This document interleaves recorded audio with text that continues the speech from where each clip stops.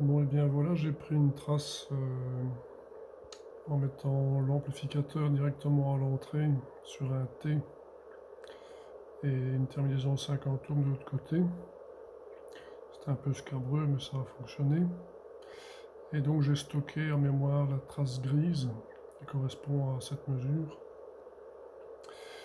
Et ici pour l'instant donc c'est la sonde que j'ai remise à nouveau sur le montage qui apparaît en jaune. Et je ne sais pas si c'est l'oscilloscope qui est fait pour la sonde ou la sonde qui est fait pour l'oscilloscope, mais on voit que elle frôle les 3 dB autour des 150 MHz. Là où il y a les bosses, là.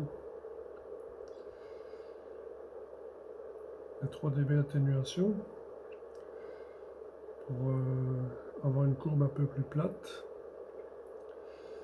Et ensuite, au-delà des 245 MHz de bande passante,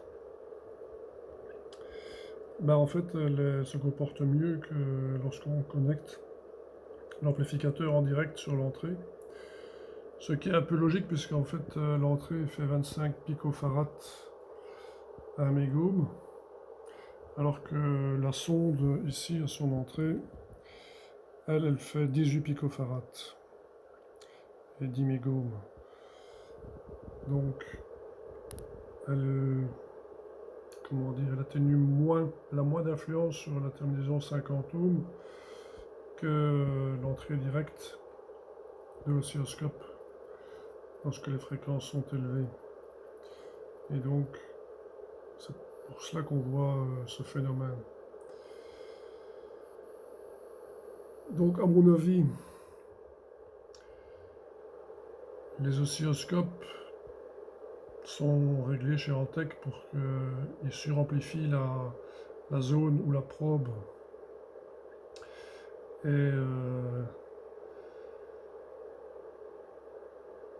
atténuent le signal le plus fort, afin que les deux ensemble fassent un ensemble qui se comporte mieux dans la bande passante, donc qui est ici toujours pour l'oscillo lui-même, avec la sonde ou sans la sonde, de 245 MHz.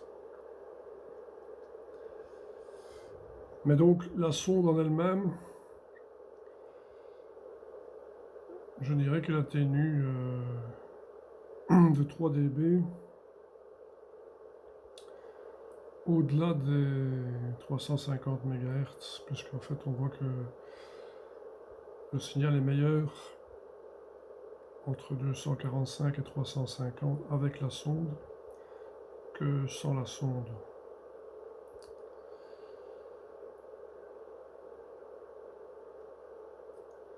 Je ne sais pas si mon raisonnement est correct, ou si en fait il faut considérer les deux choses séparément.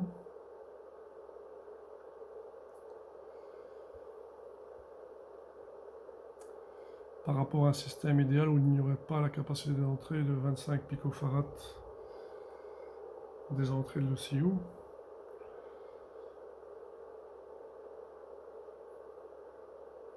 Mais ça, malheureusement, je ne vois pas trop bien comment je pourrais faire. Puisque, bon, qui atténue quoi? Une fois que la sonde est montée, c'est difficile à dire.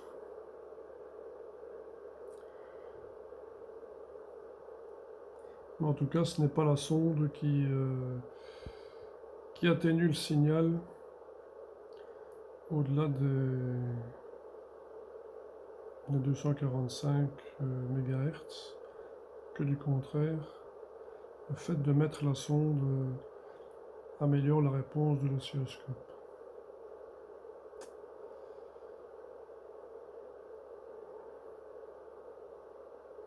Donc voilà, c'est un peu une conclusion ambiguë, mais bon, je ne peux pas en dire plus. Ça reste une très bonne sonde, adaptée aux oscilloscopes Antec, puisque c'est une sonde Antec. Si un autre oscilloscope n'a pas la même réponse avec la bosse,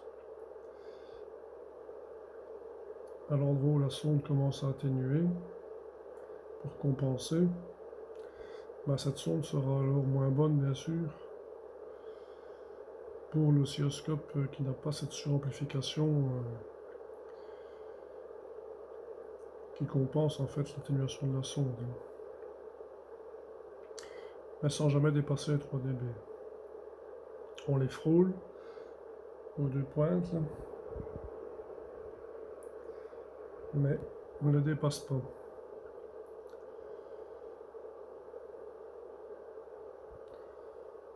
Voilà, donc je ne sais pas si ce serait une bonne sonde pour un autre oscilloscope que la série Antec.